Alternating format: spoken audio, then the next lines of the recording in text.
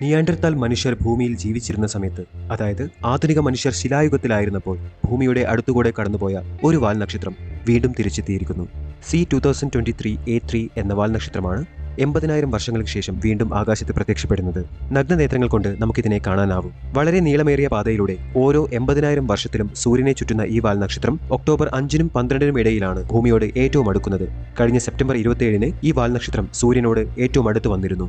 Sky guiding പോലുള്ള mobile ആപ്പുകൾ വഴി ഇതിന്റെ സ്ഥാനം എളുപ്പത്തിൽ കണ്ടുപിടിക്കാം. കഴിഞ്ഞ വർഷം വന്നുപോയ, നമ്മളിൽ പലർക്കും കാണാൻ സാധിക്കാതെ പോയ പ്രകാശം കുറഞ്ഞ വാൽനക്ഷത്രമല്ല ഇത്തവണ വരുന്നത്.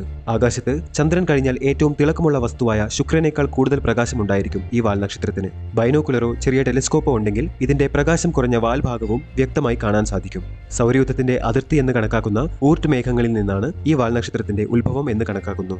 നഗ്നനേത്രങ്ങൾ കൊണ്ട് കാണാനാവുന്ന വാൽനക്ഷത്രങ്ങൾ വളരെ കുറവാണ്. അതുകൊണ്ട് ഈ അവസരം എല്ലാവരും പ്രയോജനപ്പെടുത്തുമെന്ന് കരുതുന്നു.